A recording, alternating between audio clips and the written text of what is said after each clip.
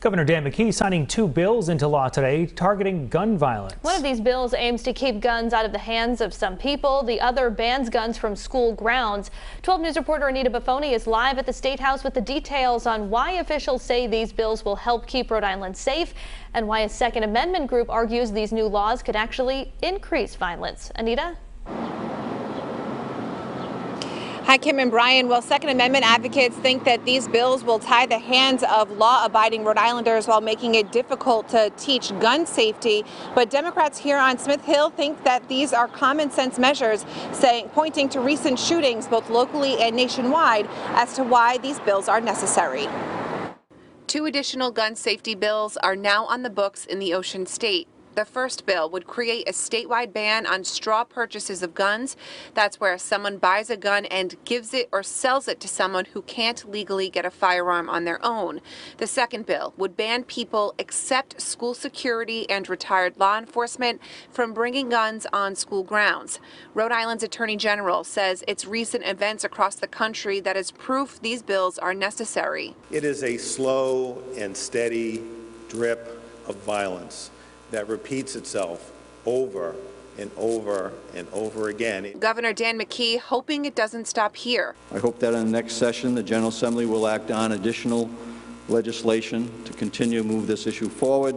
Second Amendment groups say they aren't being brought to the table to give input when gun safety legislation is being drafted, something they want to see change. They have some ideas of their own. So what we would like to do is be able to reach the inner cities and be able to educate them more on firearms and firearm safety. A bill passed by the General Assembly this year but not mentioned at Monday's bill signing ceremony is one gun advocates and Republicans do support. It would require the Attorney General to compile and report the types of guns used in crimes. Now, gun advocates say that bill would be useful in helping determine what kinds of firearms are used in crimes. That bill has been passed by the General Assembly and is on the governor's desk, but as of right now, the governor's office has not told us whether or not he's signed it. I'm looking to find that information and we'll bring it to you as soon as we learn it. Outside the State House, I'm Anita Buffoni, 12 News. Yesterday's shooting in Providence was brought up today at the governor's signing of two gun safety bills. One bill restricts where guns can be carried, while another goes after those who buy guns for people who are not allowed to have them. Governor Dan McKee says both measures will make Rhode Island safer, but gun rights advocates disagree. 12 News reporter Anita Buffoni joining us from the State House with both sides of this debate. With the stroke of a pen, two gun safety bills are now on the books in Rhode Island. Every city and town deserves to feel, and everyone that lives in those communities deserves to feel safe. One bill creates a statewide ban on what's called straw purchases on guns. That's where someone buys a gun and gives or sells it to someone who can't legally get a firearm on their own. The other bans people from bringing guns on school grounds, except school security and retired law enforcement. Advocates say one reason why these measures are needed: recent shootings locally and nationwide. It is a slow and steady drip of violence.